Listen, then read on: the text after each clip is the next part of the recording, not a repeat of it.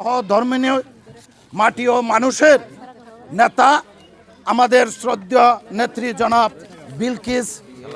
বিলকিস সালামকে আপনাদের সম্মুখে তার মূল্যবান বক্তব্য পেশ করার জন্য নিবেদন করছি, সবিনয় নিবেদন করছি।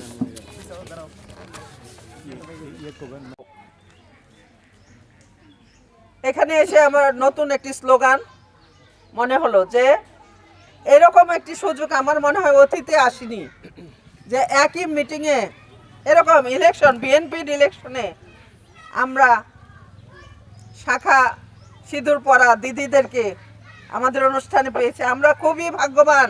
এবার ঠিক হিন্দু মুসলিম মিলেমিশে ভোট দিব ধানের শীষে।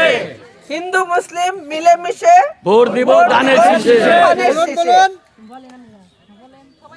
না যাক, ঠিক আছে। তো এখানে করুণ কষ্টের কথা আর কি বলবো, আপনারা অনুমান করতে পারবেন। এবং আমাদের যে যারা বিএনপি করত, এমনকি এখন আমরা আমাদের যে প্রতিপক্ষ জামায়াতে ইসলাম, তারাও কিন্তু নির্যাতিত ছিল, জুলুমগ্রস্ত ছিল। এক পর্যায়ে আমাদের সাথে দলের সাথে মিলেমিশে ছিল। অনেকে আবার আওয়ামী লীগের ছায়াতলে ছিল, ছদ্মবেশে ছিল। এখন সেগুলো আস্তে আস্তে প্রকাশ পাচ্ছে। ঠিক। যাই হোক,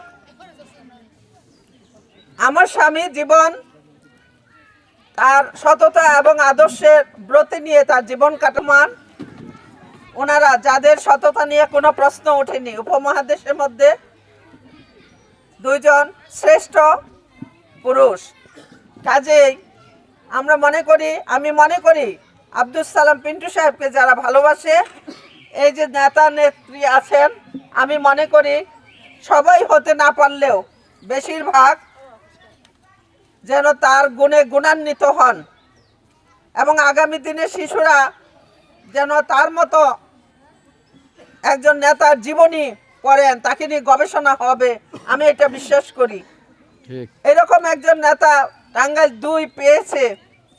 আমি দাবি করি, আমার মনে হয় যে বাংলাদেশে তো না, শুধুমাত্র সারা বিশ্বে বর্তমানে ওনার মতো দ্বিতীয় কম আছে।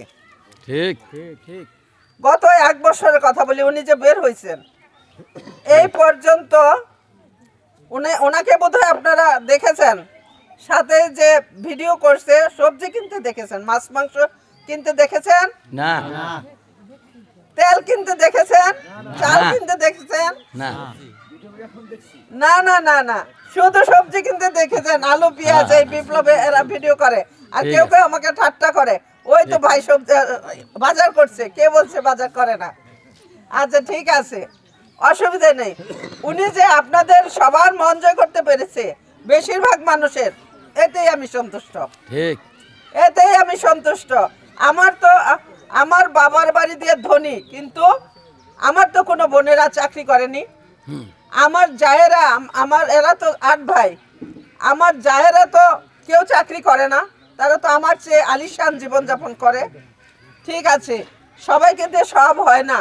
এই জীবন শুধু ভোগের জন্য নয়, যে ত্যাগ করতে জানে, যে নিজেকে নিয়ন্ত্রণ করতে জানে, ভালোকে ভালো মন্দকে মন্দ বোঝে, সে অনুযায়ী জীবন পরিচালনা করে, তার জীবনই সার্থক, তাই না? ঠিক। বৌদ্ধদের যে গুরু গৌতম বুদ্ধ কিন্তু রাজার ছেলে ছিলেন। উনি তো সেই রাজার ছেলে মতো বিলাসী জীবন কাটাননি। সেই যে বৌদ্ধ পূর্ণিমা, সেই রাতে তার স্ত্রী সন্তানকে রেখে উনি ঘর থেকে বেরিয়ে যান। কি জন্য? জীবনে এত কষ্ট